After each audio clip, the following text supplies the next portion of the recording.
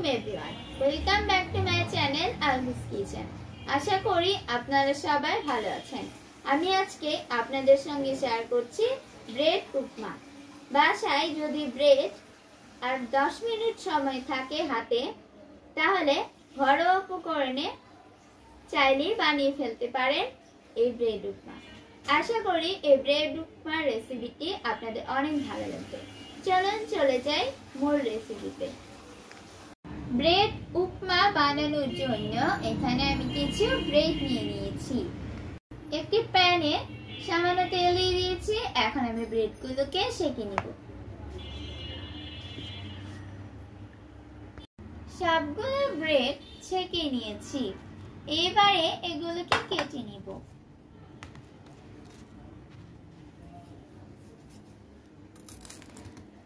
এরকম স্লাইস করে সবগুলোকে কেটে নিয়েছি। প্যানে তেল দিয়ে দিয়েছি। এবারে দিয়ে দিচ্ছি কালো সরিষা। এরপর দিয়ে দিচ্ছি আদা কুচি। আদা কুচিটাকে কিছুক্ষণ ভেজে নেব, যতক্ষণ না আদার কাঁচা গন্ধটা চলে যায়।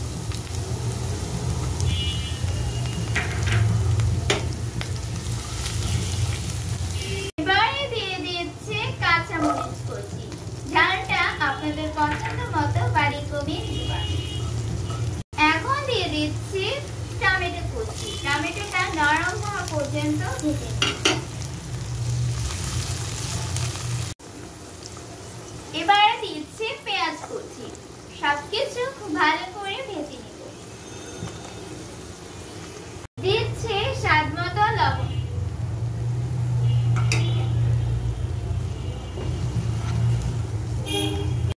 এখন দিয়ে দিচ্ছি হাফ চা চামচ হলুদের গুঁড়ো।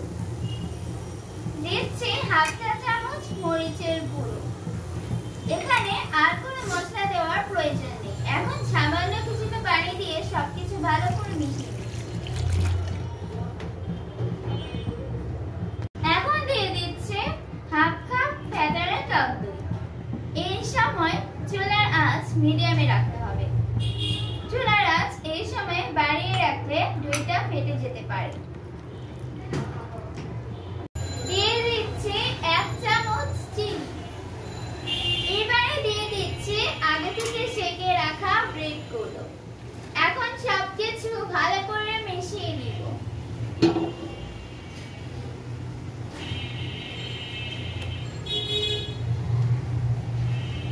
সবকিছু মেশানো হয়ে গিয়েছে। এবারে দিয়ে দিচ্ছি ধনেপাতা কুচি ও সামান্য লেবুর রস।